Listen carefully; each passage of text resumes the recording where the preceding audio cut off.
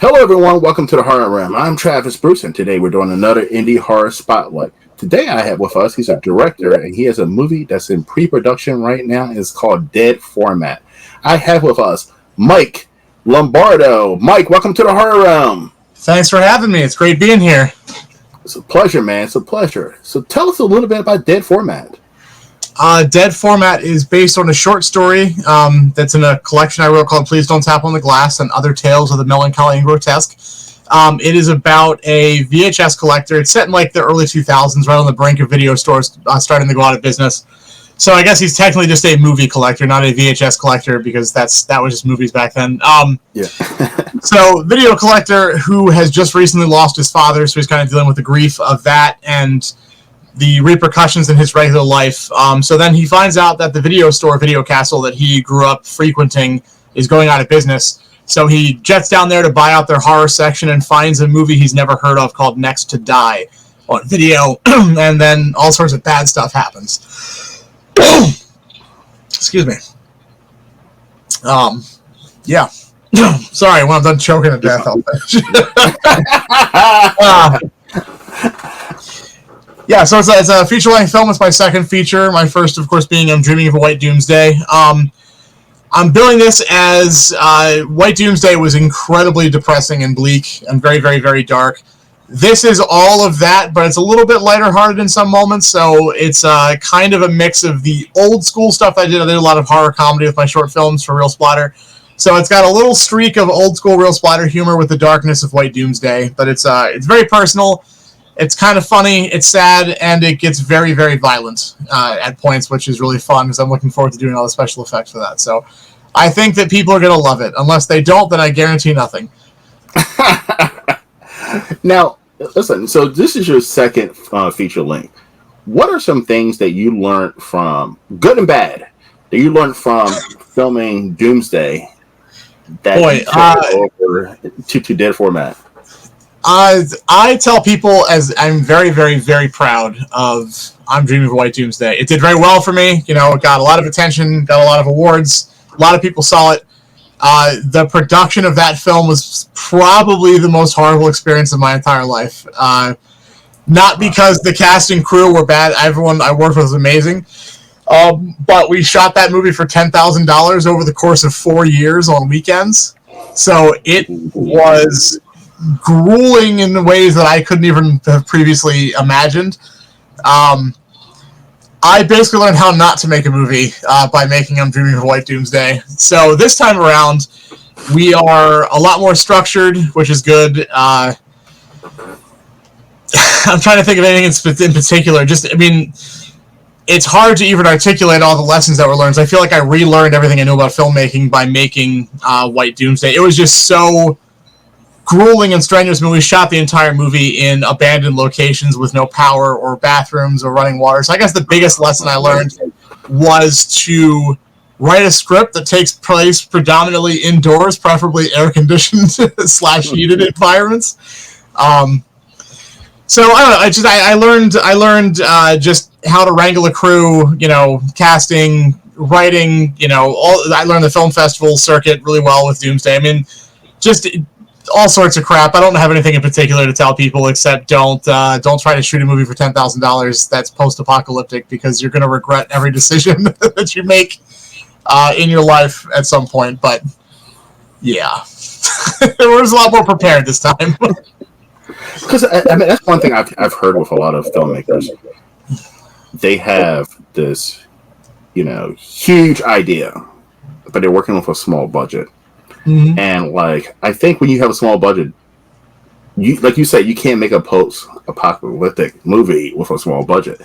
So I mean, as a filmmaker, don't you have to work in what your budget is? Yes, and that's the thing is I'm usually pretty good about writing to budget. So when we did White Doomsday, that was also originally a short story. It was actually supposed to be a short film, and then we started shooting, and then I learned very quickly that we were actually making a feature, which is why it was so horrible, because I had to then go back and retrofit everything instead of planning for it to be a long-form project.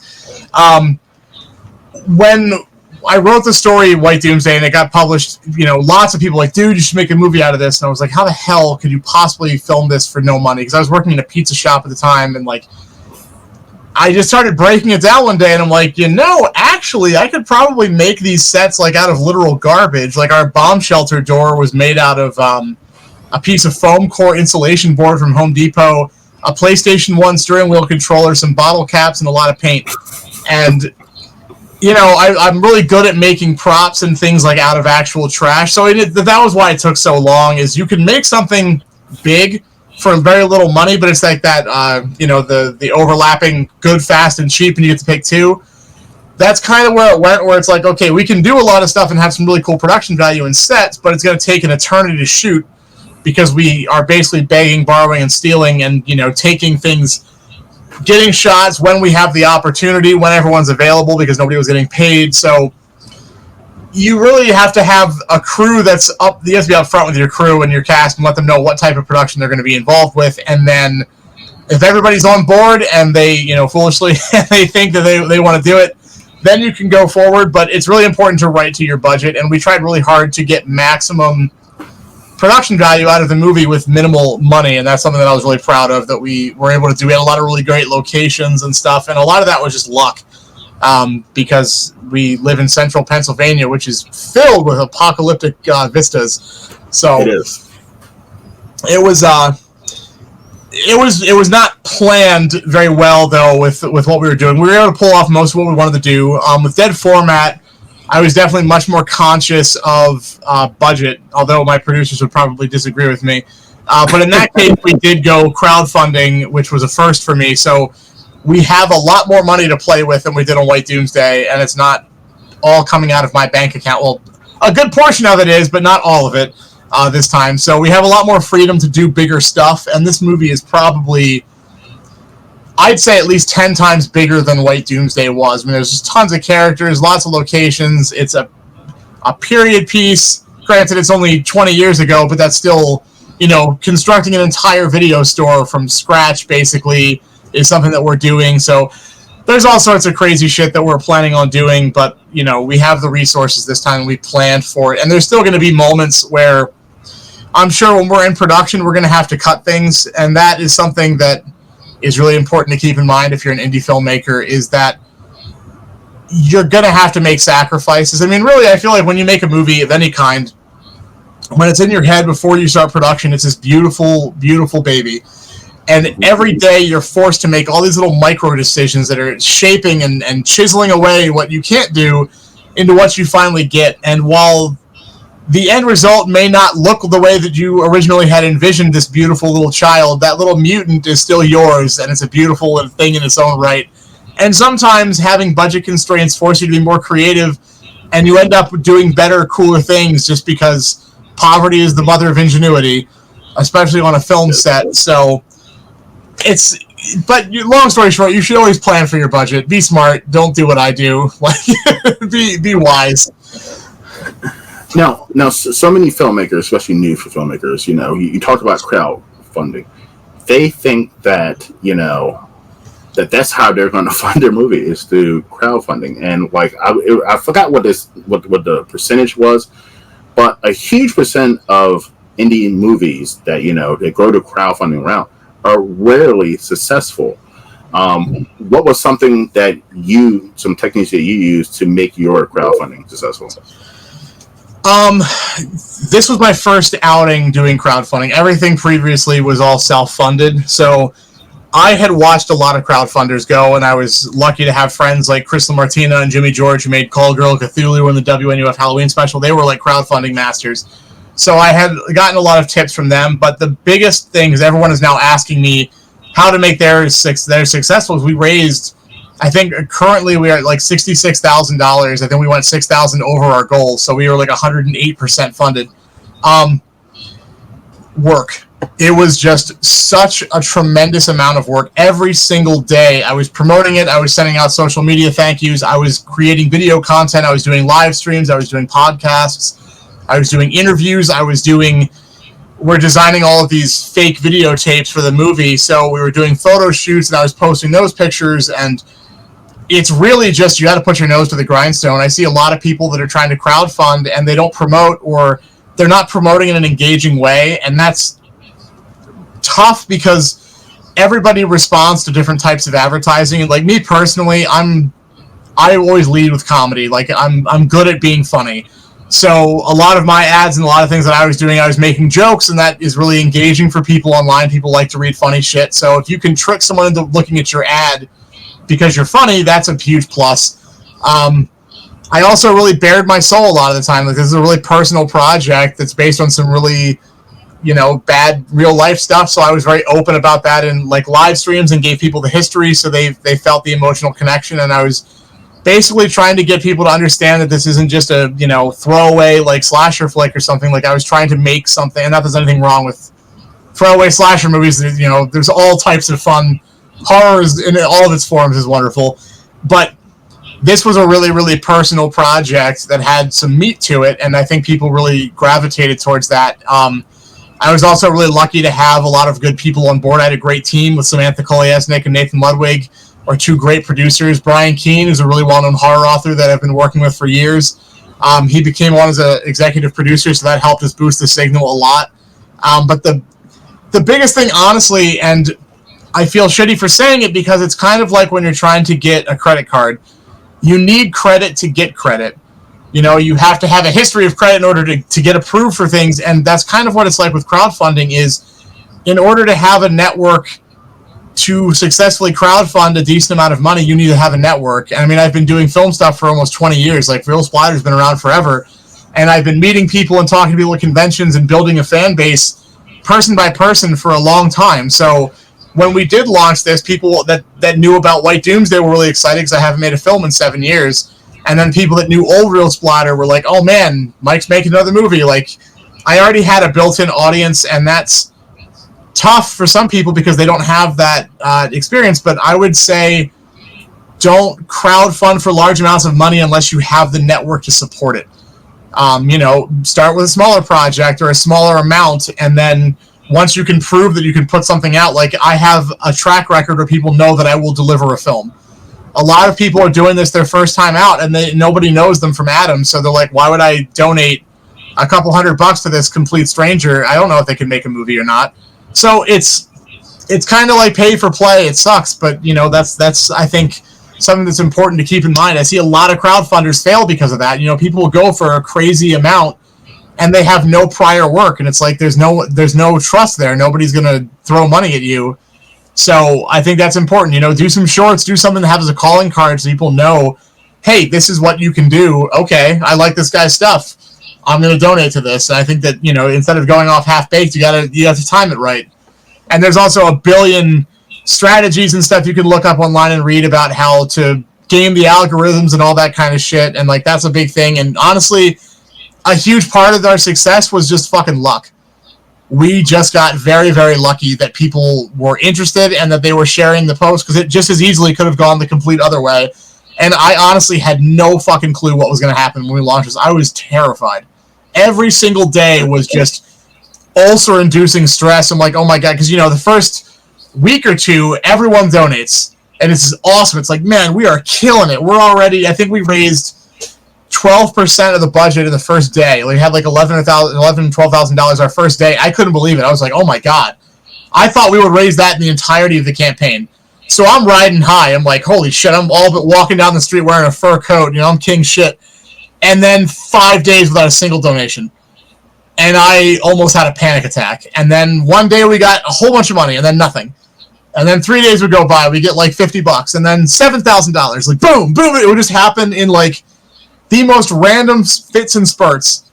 And it was awful. It was such a terrible experience because the stress. And it's just like, and the first 2 weeks are going to be your big time, and then the last 2 weeks are the other big one, because everyone waits. They all jump in at the very beginning, or they want to wait and see how it's going to shake out, especially with an Indiegogo, because Indiegogo, you get the money either way. Kickstarter, it has to be, it's all or nothing, so people feel a little safer donating to it. And we chose Indiegogo because I honestly didn't know if we would get the full amount. I knew I already had a big chunk of money put back from all of our White Doomsday sales I've been saving for the last 7 years. So I knew that either way the movie was going to get made. be it a scaled down version, but it was still going to get made. So we did the Indiegogo because if we didn't raise it all, I could fill in the gaps and we could get some private financing and we'd still have a movie. But the downside of that is that less people trust Indiegogo, because if you throw $500 at a project and they don't raise, $20K, then your money still goes and they may or may not make a movie, and that sucks. So the downside of Indiegogo, the other side of it too, is that their fees are a lot more than Kickstarter. Kickstarter has less fee, but there's more risk with Kickstarter. So if I were to do it again, I would do a Kickstarter because we would get more of the actual final money. And I know that there is enough people interested in seeing another film, because honestly, I would talk to my producers about this, and when we were trying to figure out how much to try to raise, and I was like, guys, nobody gives a shit about me or what I'm doing. They don't care. I was convinced that nobody cared. And obviously I was wrong, which was great, but my ego was at an all-time low. It was subterranean when we started this crowdfunder. So we got lucky. We got very, very, very lucky. Long story short, and I cannot thank the people that supported the project enough. Like, they are absolute heroes to me, and I just now, the terrifying part is now I have to deliver a movie that is worthy of all the support that I was given. So if I bomb this, I will never have a crowdfunder again. So we'll see what happens, but it's high risk, high reward, I guess. Yeah, because it's very important. So what was it, last week or the week before, I had a filmmaker roundtable, the first episode. And one of the questions I asked was, do filmmakers owe transparency to crowdfunding donors? Which means, if there's a delay, if there's going to be whatever, do you owe that? Because, a filmmaker, who I'm not going to drop a name, made a post that, it's been X amount of years and the project has been made, and someone bought a producer credit, and they questioned them. Hey, what's going on with this movie? And they went off on social media about, will y'all fucking stop asking me about this fucking movie, blah, blah, blah. And I'm like, oh my goodness, that's almost like career suicide, because don't you owe transparency to, big name movies, they owe transparency to, New Line Cinema. Hey, well, what the fuck's going on with this movie? It's delayed.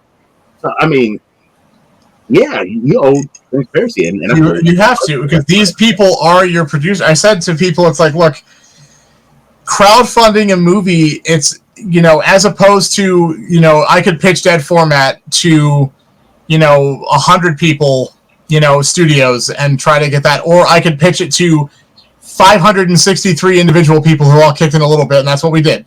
So either way, you would be accountable to a studio, you're accountable to the fans that donated the money. Now, on the other side of that, crowdfunding is risky business. You are donating money. There is no guarantee that you're going to get anything out of that. That's why it's a donation. People say, like, oh, where's my movie or my reward, whatever. But if you read the fine print of it, you are donating, and then that person is then giving you something as a token of appreciation, basically. That's not really what it is, but it's trust is what it is. Like, you trust that they're going to deliver, and there's a million reasons that a movie doesn't get made. Now, you need to be, as a filmmaker, if your project is in trouble or something bad has happened, you need to be absolutely transparent with that. Like, I've seen people refund backers out of their own pocket, which I admire greatly. I think that's, a really admirable thing to do. Unfortunately, a lot of the time that's not a viable option, but as the filmmaker who raised that money, it's your responsibility to do everything you possibly can to make this project or to deliver something to these people, because they're your producers, basically. There is no movie without them. So at the very least, if something happens, if your house burns down or you get into a car accident and the movie gets delayed or your lead actor quits halfway through, you got to be honest about that and open and talk to them. And, there's no good way to go about that sometimes, but, transparency is a must. You absolutely need to have transparency. I know so many people that have gotten burned from crowdfunding. I've gotten burned from crowdfunders that I never got my stuff. And, it sucks, and it makes you not trust the system, but that's why you just have to really be careful who you're donating to. You got to make sure that it's someone that you trust or someone who has a track record. And even then, you got to watch it, because sometimes it's, it doesn't work out. The studio movies don't work sometimes. That's just a fact. It's a risk, you're gambling with it, but, bless the people that are still willing to take that risk, because without them, there'd be a lot less movies out there. I agree. I mean, I do a lot of crowdfunding. I mean, not crowdfunding. I donate a lot of crowdfunding to indie horror projects over the years, and yeah, it's a risky game. And like you said, there's been a couple who the project never happened, and they refunded me the money back, and I wasn't even expecting that, and I was like, wow. But if in my mind, I was like, if that person ever did another crowdfunding, I wouldn't mind donating in. Absolutely. There's trust built there, and like they trust in that they have what do you call it? Scruples. They they're trustworthy. They've got they're doing it the right way or something. Yeah. Yeah. So no, I agree. I think that everyone needs to be accountable with everything, and that's super important. And that's one thing that I'm trying to be very conscious of. Like I'm trying to update people with every stage, because like I tell everybody up front, Dead Format is going to be a long process. It's a big movie. Everyone has day jobs. It's going to take a while, but it will get done. Come hell or high water, we'll have a movie at the end of it. If I have to bankrupt myself, which I've done in the past to get stuff done, like it will be done. And people know that, and that's why they trusted enough to donate, which I appreciate immensely. Love it. All right, Mike, as you know, this is Horror Channel, of course. So I'm going to ask you 3 random horror questions. This is a personal opinion. All right.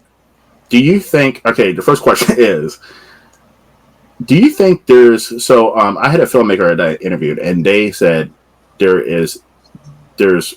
filmmakers and then there's people who make films. Do you agree with that statement? There are filmmakers and there are people that make films. As in, there are people that are genuinely interested in producing art, and then there's people that just kind of do it as a pastime, or... Yeah, like I mean, you see right now, you see it Tubi and like streaming services. You see stuff on there that people are pumping out movies. So it's just okay. I get 4 movies a year. Yeah, they're just churning stuff out. Yeah, I mean, I definitely think that's a thing. I mean, you see that in the writing world as well. There are people that just churn out books. They don't really care about the quality. They're just trying to get content. That's the thing when people call it content. I hate that because, like, to me, film is art. But I mean, there's a lot of reasons that people make stuff. Like some people want to eat junk food for dinner. Some people want, steak. And again, there's nothing wrong with either side of that. I like things with a little bit more substance and meat to them, but I'm not going to say I don't want to sit and eat a pizza and fuck around with my friends and watch something stupid, some night. But I mean, the older I get, the less interested I am in that, honestly, just because I don't have the time. Like, you can't see it, but off screen here I have, like, 3 towering, like, 4.5-foot stacks of unopened Blu-rays. So I don't have time to spend on stuff that's just watching it because it's going to be fucking stupid. Like, I want to watch stuff that I'm actually interested in. I know that I'll be long dead before I ever get through my to-be-watched pile. Yeah. So I have less interest in that sort of thing now, and do I relate to people that just kind of churn stuff out? Not really, because I make something every few years. I only really want to make something when I feel moved to make something, like something I care about, if only selfishly because I know it's such a huge time investment and it's going to ruin my life for, a solid 1 to 4 years. So if I'm going to do it, I want to make sure it's something that I really believe in. As opposed to like, yeah, let's get some people together on a weekend and just churn some shit out. Like, that's fun too, but not for me. Like, there's a million better ways to spend your day than making a movie. There's 1,000 reasons not to do it, and I've come to that conclusion. I love making movies. I love making this stuff more than anything in the world, but I also realize that it's not a viable life option. So I work a full-time job, and I spend what free time I have making things when I move to make things, and I think that's really the right way to do it. Because I feel like the people that are producing just content, part of it is, or at least for some of them, it's like, I'm going to make a living off being a filmmaker. Yeah, you can do that, but you're constantly chasing projects, and if you're lucky enough to get into like the studio world, then you're compromising your creative vision for whatever it is, because you have to appeal to large masses, or you're not going to make any sales, which means you don't make any money, which means you don't get another directing gig or writing gig or whatever it is. So there are people that can do that and they can navigate that sphere. I'm not one of them. If someone offered me $2 million to write a movie based on their synopsis, I probably wouldn't be able to do it, honestly. I wouldn't have it. My heart wouldn't be in it, and I would not be capable of writing someone else's thing if I didn't give a shit about it. I'm not trying to be pretentious. I would produce a really shitty script probably, as opposed to the shitty scripts I'm sure people accuse me of writing already. But it just, I only want to do it if it's something I care about. Like, it doesn't matter to me otherwise, because like making a living as a filmmaker is just such a non-thing. Like I like 0.00005% of people that want to be filmmakers will ever actually make real money off of this. And that's not why you make movies. You make movies because you love doing it. And if you can make some money on the side, like, that's great. That's awesome. It gives you more opportunities. That's cool. But like, do you really want to make like Halloween 17 and or the reboot of Halloween 17 like for Blumhouse? Like, really? Is that what that's what you want to do with your life? Like, come on. All right, so I'm going to bounce on that with a second question. Is there a shitty movie out there that you are like, this movie has potential as a great idea, that you think you could make it into a better movie? That is such a dangerous question.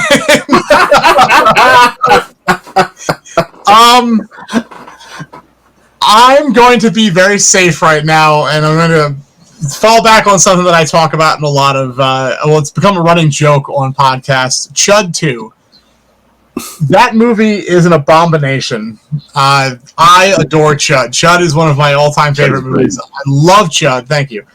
Chud 2 was the cover of that movie with the Chuds going into the sewer with the chains around their neck. Like, when I found out there was a Chud 2 as a kid, I saw it at the video store. I lost my damn mind. I'm like, there's a second one? And I freaked out, and I saved up my lunch money. I stopped eating lunch at school so I could save it up, and I bought a copy off of eBay. And watching that movie for the first time was more disappointing than losing my virginity. It was so awful. I'm like, this is Chud 2? So if I could do anything, I would make Chud 2. I would make an actual Chud movie, like a grimy 80s like filth movie with Chuds, like that, like an actual Chud movie. Outside of that, if we're talking like modern movies, there's one movie that is incredibly popular, a series that I am not a fan of at all, that I do not like, but I'm not going to say that I would make it any better. Very, very controversial hot take, but Terrifier. Hate those movies. Absolutely hate them. Thank you. Now, I will say... but I like the... Part 2 was watchable. Part 2 was watchable one time. I couldn't... I think that they're watchable. The thing is, they're very well-made movies. Like, they're directed well, they're acted well, the effects are incredible. And, like, David Howard Thornton playing Art the Clown does an amazing job. He's a great... I understand why they're popular, right? Great villain. There's just no story. There's no... And I understand people are like, well, what the fuck doesn't need a story? It's just a gore movie about a clown. Fair. If I was 13 when I saw it for the first time, I would have loved it. Just like I loved Friday the 13th as a kid, you know? But I'm 37 now. I want more out of horror movies. So they come off like special effects reels to me. Like a demo reel. They're not movies. And I'm not saying that I would do a better job with that because there's not something I'm interested in. There's no plot, and that just bothers me. But aside from that, I'm just going to say Chud 2. Let's just stick with that. But the Terrifier one, I say it all the time. When I ask people what's a movie that people are like, oh my god, this is the greatest thing ever, and you're like, I'm like, I don't see it. It's the original Terrifier, and I don't. Terrifier 2 I saw in the theaters that I support indie horror, and people was telling me it was so much better than the original, and they fixed all of the things, the issues that I hated about the first one. And they did in some way, but it's gore porn. You know what I mean? I mean, it is literally, there's no story, there's no backstory, there's no character development. It is literally boom, boom, boom, boom, boom for 2 hours, 2.5 hours. 2.5, boom, boom, boom, boom. Just gore porn thrown in your fucking face. And I'm 41 now. Like you said, as a teenager, I would have probably loved those movies. Probably loved fucking movies. I'm older. I'm mature. My palate has matured when it comes to horror. Your taste change. Yeah, and like that doesn't do it for me anymore. Yeah, and having said all that, like the thing is, like I I hate those movies, but I'm so fucking happy they exist because I saw an indie project that started as a short film and an anthology get made into a feature that took off, got opportunities for tons of filmmakers and cast and crew, and then they got a theatrical release for a crowdfunded movie. Like, that's insane. And that kicked off, like, you can buy the VHS tape in Walmart now, and, like, that's huge. Mm-hmm. I wish it was a different movie, but I'm very happy that it happened because it's a great success story. Again, I just wish it was something that I was more interested in, but no shame to the people that made it, the people that like that stuff. Like, that's cool. You know, I fucking... you can't see all the Blu-rays on the side of here, but I get into arguments with people about movies all the time, and I'll tell them that I hate, like, Marvel movies, and they're like, yeah, well, you fucking love Blood Diner. And I'm like, you're right, I do. And here's all the reasons why. Like, I can defend all my opinions, and your mileage may vary, and that's totally fine. But I still I see art in the weirdest places, and, you know, I see heart and stuff and genuineness in a lot of low-budget horror films that I don't see in big studio movies. But, you know, everyone has their own thing, like, you know, whatever gets you off. And if that happens to be a clown, you know, ripping people's guts out for 2.5 hours, great. That's good for you, but it's not for me. It's not for me. Listen, I don't. People who like that stuff, hey, I'm cool with it. But at the same time, it's just not for me. But at the same time, I will support. Listen, I'll go see the third one in the fucking movie. Just like I'm gonna go see it. It's a Christmas horror movie. I have to see it. Yeah, I mean, it's an indie horror film, and they're fucking killing it. And I tell a story all the time. I remember those guys in the beginning. It's because I go to a lot of horror conventions. I mean, all throughout the country for my show and just for fun. And I kept seeing those guys, Terrifier. And this is the first one. And I was like, who the fuck is that? And who is that creepy clown? I was like, and then and I just kept seeing them. And then finally I bought the fucking DVD. I was like, I don't know who these people are. They're at every damn horror convention in every state in this country. And like, it was great sales. It was great marketing. Because they got in front of people and say, hey, they got people questioning, curious, like, what is this fucking clown and what is Terrifier? And they did the legwork. They hustled, and, you know, like, they're out there. They're on the road. That's like I said about the crowdfunding thing. You got to get a network. That's how you do it. You get out there at the conventions and film festivals, you network, you talk to people, and you get them on board with whatever project you're doing, and you build a fan base. And they've done that, and now look at them. Now they're huge. And, like, you know, like I said, I don't like it, but I admire the hell out of that. Like, that's great. That's exactly what you should be doing. I agree. All right. Final one. This is just a toss-up final one. Are you going to go see the new Exorcist movie? No. I have not seen an Exorcist movie since 3, I believe. When I was a kid, I liked The Exorcist because, you know, I grew up in the early 90s, so that was one of the, like, 10 horror movies that everybody knew, you know.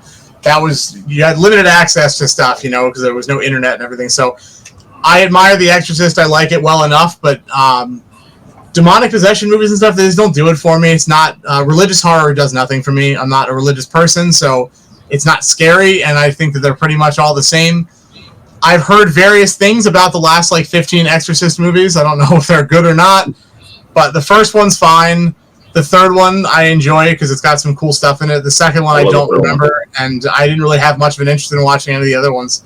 Are they worth seeing? So the first one and the third one, that's it. I mean, that's literally it. I mean, okay. I don't understand the big craze about people who are asking for new Exorcist movies or like the word usually content. I don't understand it because, I mean, the original, I feel like there's some movies that don't need a sequel. You know what I mean? I just feel like don't need a sequel. There's a lot of them. And The Exorcist is definitely, even though I enjoyed the third one, I feel like The Exorcist did not need a sequel. I feel like it was a great standalone movie. And I didn't see The Exorcist for the first time until fucking 6 years ago. I took a Exorcist bus tour because the house from The Exorcist is in I'm in Baltimore, and The Exorcist house is in DC with the stairs and everything. Mm-hmm. I took a bus tour from Baltimore, and we got to watch The Exorcist movie as we got to the house. and like I was like, oh wow, I see why people love this movie so much. It's a very well made movie. It's a well made movie, and probably at the time, it was probably fucking terrifying. You know, it's probably was something revolutionary, and so I see why. But I never understood why they made a part 2, part 3, part 4, part 5. X was Believer, and they're making another one. I don't understand why. Plus the show. The thing is, I would love to see, like, you know, if they rebooted the Exorcist sequels, like they remake the original, and then the second one is about the Catholic Church like going into hell to save the soul of the priest from the first one. It's like Aliens, but with the Exorcist. You know, like that would be hilarious. Like they lose contact with the parish. So they send in a squad of Marines to find out what happened. It's such a weird thing to make a sequel for. It's like, okay, it's not necessary. But again, if you are afraid of demonic possession and stuff, like, you know, you're probably not going to find a scarier movie. But it's not something that really affects me. So it never was really my jam. But again, great movie. I'm not going to say it's not a good, well-made movie. It's good. Great. The effects are great. It's iconic, but you know, it's not something I'm ever going to put on just for the shits of it. You know. And plus, there's been at least probably over 100 Exorcist knockoffs since the original Exorcist. Absolutely, that's the thing. No matter what flavor, like PG-13 ghost movies and exorcism movies are a dime a dozen. So yeah. It's like there's so much out there. Like, do we really need another Exorcist branded sequel? Like, what makes an Exorcist movie The Exorcist? Like, what is it? It's not like, okay, it's Friday the 13th, it's got Jason. Does this just have Pazuzu? Like, what makes it, like, is there connections to the original for all of them? Like, I don't know. I haven't seen them. I'm curious now. Like, what? No. So they're just movies about an exorcism, so they can just be called. Well, the last one, which came out in the movie theater, is that David Horton. I'm probably saying his name. David Gordon Green, who's the guy who did the last reboot for Halloween. He fucked that fucking series up. They hired him to do this trilogy of these new Exorcist movies, and I knew they were going to be bad. And Exorcist Believer was horrible. It bombed in the box office, and to the point where they released him from that trilogy, you know, after the first movie. And I mean, the movie's terrible, and like it tried to. Here's the thing: the Exorcist movies are about Christianity versus evil. That's what I mean. Listen, that's what the movies. That's what the Exorcist movie is about. Plain and simple. You can't spin it any other way. That's what it's about. But I think it was trying to do, and I hate using this word, but it was a woke movie where they were trying to say, fuck, we're not going to attach this to Christianity at all. We're going to attach this to love. Or it was just weird. I was like, okay, this is not what the Exorcist. I get it. Christianity is not that big in this country anymore, like it used to be in the fucking 70s. But you can't have an Exorcist movie and just take out the whole religious aspect of it. Was it a remake of the original, or is it a whole different? It's a continuation of the first movie. So they even had as a legacy character. I can't even think of the name right now, but they had Linda Blair's mother in the movie. Oh, okay. 10 seconds, but they were even talking about bringing Linda Blair back for the second one in this trilogy, and I'm like, but who the fuck is asking for this? Like, that's why when some movies get made, I'm like, I wonder who is asking for a sequel to Jaws. You know what I mean? Like, Jaws was so fucking good. Who was asking for part 2 and part 3? I think it's not necessarily that people are asking for it. It's that studios know that they will get money because there's a built-in fan base. So when they make a new Exorcist movie, everyone, non-horror fans know The Exorcist. This is famous. They're like, oh wow, I'm gonna dip my toes. I'm gonna be a tourist in the horror genre, and I'm gonna go see The Exorcist because that's like a big deal movie, or Jaws. So I think, and then there's other people that will go and hate watch it, be like, oh, this is gonna be a shit show. You can't make this better than the original. And I've done that. I've gone to see remakes because I'm like, how are you? You know, fuck you. I'm gonna fight this movie by giving you money and watching it and talking about it on the internet. So they know that there's the fan base and people that hate the movie are in equal droves are going to go see the movie. So that's why they do it, because it's a franchise. It's content. So, I mean, it's win-win. It's less of a risk for a studio to produce something that already has a name attached to it than to make something original, which is a shame. But that's business. Movies are expensive, so they got to make sure they recoup their investment. I 100% agree. All right, Mike, where can everyone find you, my friend? You can find me mostly on Facebook. Honestly, just look up Mike Lombardo. You'll find me pretty easy. My profile picture is me with an old 80s or 90s clear phone and horror movies in the background. Reelsplatter.com, that's real with 2 E's, like a reel of film, is my website. I'm on Twitter or X, whatever the hell that's called, at Reelsplatter. YouTube, I don't really post much on there ever either, but I'm around. Most importantly, you can find Dead Format and all of the updates, and you can still donate to the campaign. Indiegogo.com/Dead Format, I believe, is the URL. Maybe it's not, but type in Dead Format, you'll find it.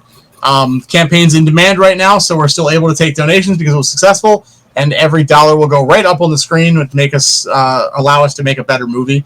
So please consider checking that out. You can also watch my first film on Dream of White Doomsday absolutely free on Tubi right now. Give me 3 cents by watching it, please. Or you can go to ScreamTeamReleasing.com and grab the Blu-ray, which has commentary tracks, a feature-length making-of documentary if you want to see the nitty-gritty of how you make a movie for $10,000 over 4 years. Armageddon from the cheap seats. I've heard it's inspiring, is what people have told me. So check that out, and you can grab a copy of my book on Please Don't Tap on the Glass and Other Tales of the Melancholy and Grotesque off of Amazon. You can read the original short stories from White Doomsday and Dead Format and get lots of spoilers. Love it. Mike, I was being nice. I had a controversial question I was going to ask you, but I was like, I'm not going to do that. I'm not going to do this. I'm all about it. All right. I saw in one of the indie horror groups recently that, a filmmaker was making a fan film of like one of the big 3 horror characters, horror franchises. And a bunch of indie horror filmmakers tore him apart in the comments that indie horror fan filmmakers or whatever are lazy filmmakers. Do you agree with that? See, that's tough. I think that there is a lot of very lazy fan films out there, but I've also seen some that are honestly theatrical quality. I think that what it comes down to is a fan film should be a calling card for quality of what you can do. Like Vince Dasani made the Never Hike Alone movies. They're gorgeously shot and edited, and he was making a bid to get, if they ever untangled the rights for Friday the 13th, he should be the guy to direct it, And I think that is something that, became a very viable option. Like, if they do that, then there's a chance that he would get at least considered. And I think that that's really cool to do that. And I think that fan stuff, there's a fan base for this stuff for a reason. People love it. They want to see more of it. They want to jump in it. If you're just using it as an excuse to hitch your wagon to a pre-existing IP just to get views, I don't agree with that. But if it's something you genuinely love and, you're following the rules that are set out by the studio or whatever it is, because there's very specific rules you have to follow for all this shit, I don't see the harm in it. I mean, I personally wouldn't make one, but again, everyone else's mileage may vary. I don't have a problem with them, and I've seen some really, really good ones. But I've also seen a lot of really, really shit ones that would not have been watched if they weren't that IP. And I think that's the problem, is it's just like any other type of indie movie, that there's an oversaturation of it, and it's hard for people, there's no one vetting the quality of them. So people are making really big budget fan films that suck, and that's unfortunate, because that's that takes away from potentially other original projects that are being crowdfunded, which is an argument that I've seen. But at the same time, was it ever going to be, oh well, I was going to donate to Dead Format, but there's this Halloween fan film, I'm going to donate to that instead? That's never going to happen, because Halloween is a pre-established IP. People that want to see Michael Myers are going to donate to see Michael Myers. That's fine. So I guess really it just comes down to whatever your personal taste is. I mean, again, I wouldn't make one, but I've seen some really, really gorgeously made ones, and I would love to see those filmmakers get an opportunity to actually make an installment in those series. So if it gets someone ahead, cool. If not, I mean, honestly, at the end of the day, it doesn't really affect me or any other filmmaker, really. It's no skin off our ass. You know, make whatever the fuck you want to make. Like, if it makes you happy, if people watch it, great. If they don't, you know, whatever. It's so easy to. I see so many battle lines being drawn in the indie horror world, in the book world. I mean, any fandom is like that. Any creative arena or any type of fandom, there's always factions springing up and fighting and stuff. And really, when I was younger, I was much more interested in that sort of thing. But again, the older I get, you know, I used to be full of piss and vinegar, and now I'm just full of vinegar, I guess. I don't know. It's just not worth the effort. It's like, I'm not going to fight people about this. Like, I don't really care. It's like, I'm just going to go off in my own little corner of the world and do my thing, and the 10 people that want to see that are going to watch it. And then the rest of the world will watch, you know, the 17 Halloween fan films that come out next week. Like, but it's either way. Because I'm on the outside, I did not even know that this was a battle that was going on. I had no idea. I was reading this on Facebook in the indie horror group. I was like, I had no idea this was even a battle that's going on between indie horror filmmakers and indie horror. I mean, and fan film makers. I did not know, but I agree with something you said. Before I started this channel and I started interviewing indie horror filmmakers, I didn't know the difference between stuff. And I remember somebody telling me, "Oh, this is amazing Friday the 13th fan film, right?" And I didn't know the name. I just thought there was only one. And so I saw one. I was like, "That's it." And I paid for this one. And it was the shittiest thing I've ever seen in my life. And I was like, "What the fuck is everybody talking about?" But I asked people, I was like, "Please tell me you want to talk about this movie." They're like, "No, you got something else. It's Never Hike Alone. That's the one you should have been watching. That's the one." And I'm like, "Oh, wow, I didn't know that there was multiple Friday the 13th fan films." Yeah, there's a lot now. Yeah, and there's the thing is that they've done, and like there was way back when I was in high school. There was it was called Batman Dead End. It was the first like real fan film I ever saw. It was Alien versus Predator versus Batman.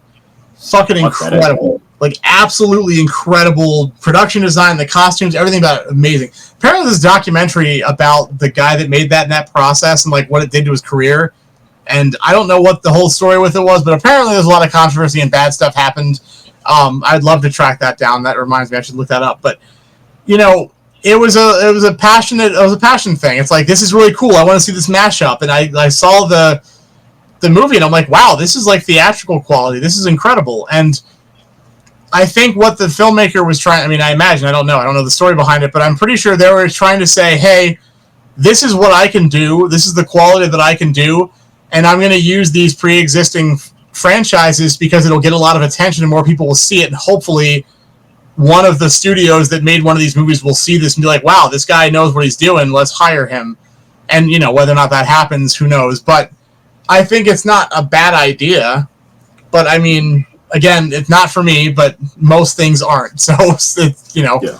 I don't have a problem with it, but it's definitely a hot topic issue right now in the horror world. I had no idea.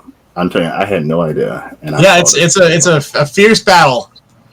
Yeah, because the particular filmmaker, that's all he does is fan films off of different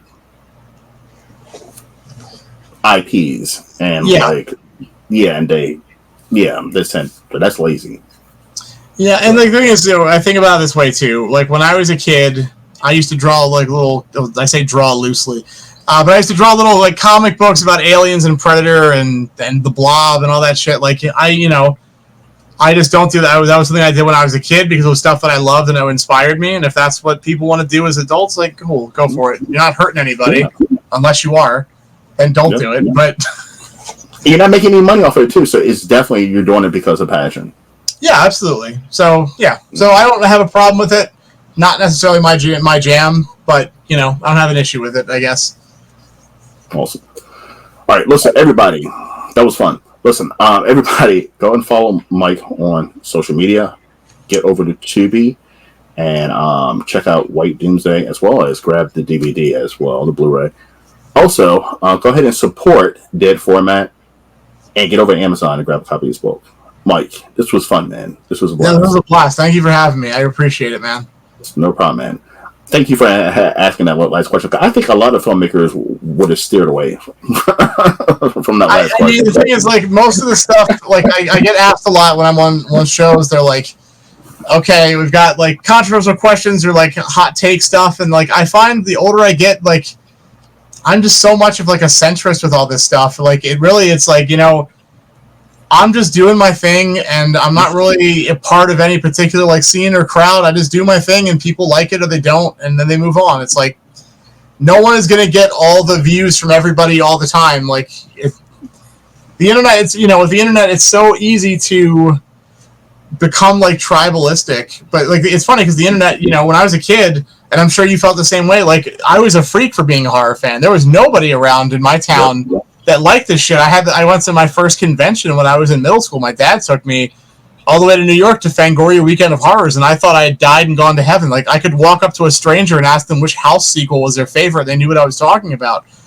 And if they said House 4, well, you know, we just didn't talk anymore. But it's like now with the internet, you know, you can find your tribe. There's thousands and thousands and thousands of people. So I think people take it for granted where they argue and get shitty with each other, and these factions rise. But at the end of the day, and it's the same with, I'm very scattered right now, I'm tired, but with video store nostalgia, you know, as we're making this movie about a video store, and people constantly are shitting on Blockbuster nostalgia, because you can, like, buy t-shirts for it and stuff at Target.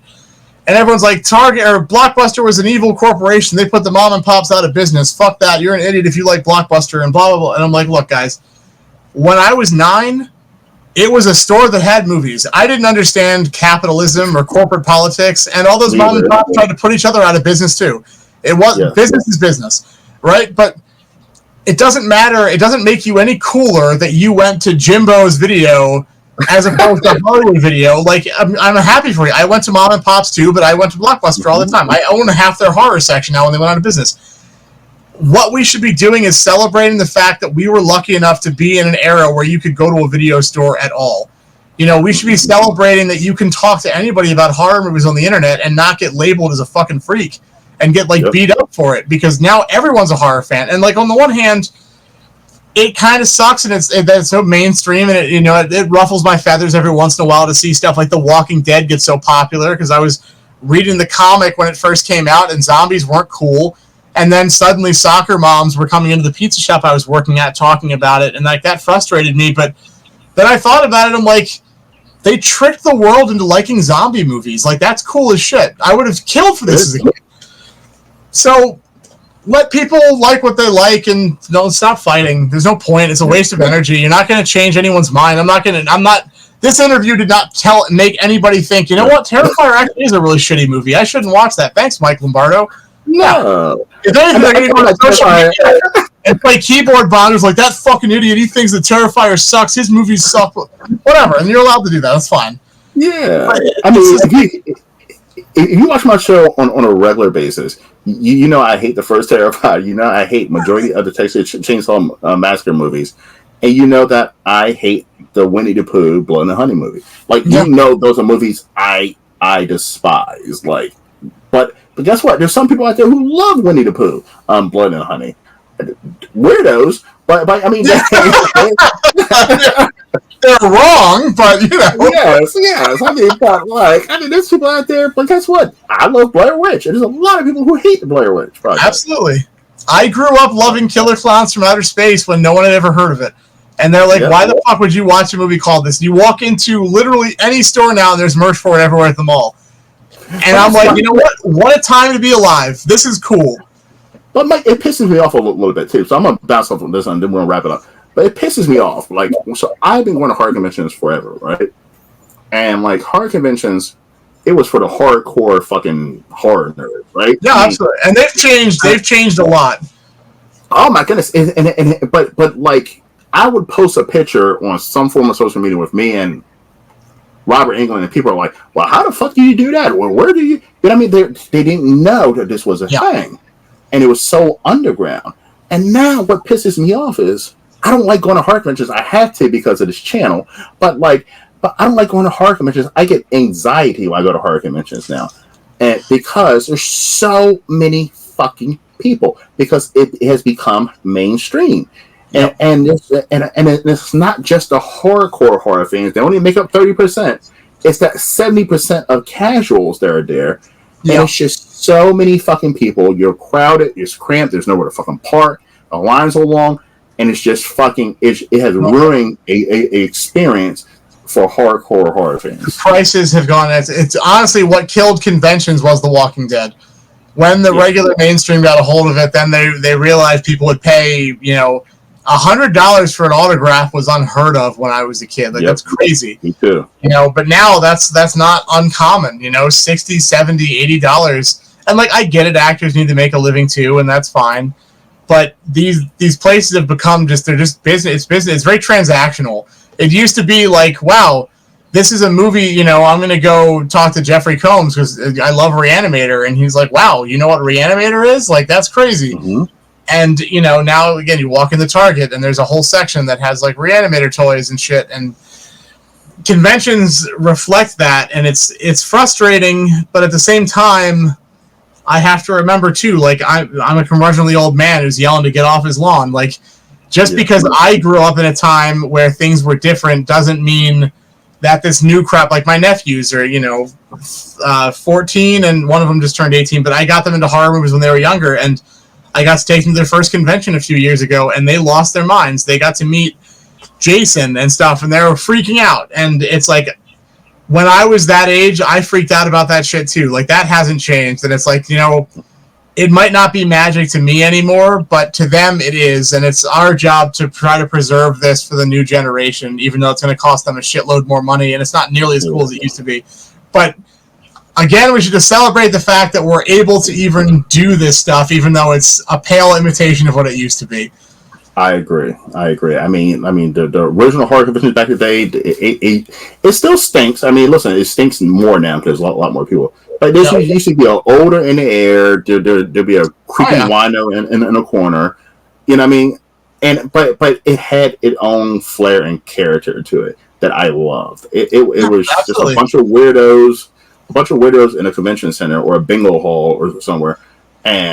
But they were your weirdos, you know what I mean? And it was the first time in my life that I felt accepted. I'm like, wow, I found my tribe. Like, there's other people like me that like this stuff, and that was so comforting. But now, again, with the internet, it's like you don't need it anymore. You can talk to, there's entire groups for everything all the time. But it's so different. And I mean, I talk to people that went to conventions back in like the 70s and 80s, and it was even different then, where it was no one charged. It was Star Trek conventions. It's like really underground. So they'd probably look at the Fangoria Weekend of Horrors that I went to in the 90s and like, I can't believe you call that a convention. When I was a kid, it was this. So every generation thinks they had the best generation. So, and that's normal too. But it just so happens that we're right and they're wrong. So 100% correct. Yes, 100% correct.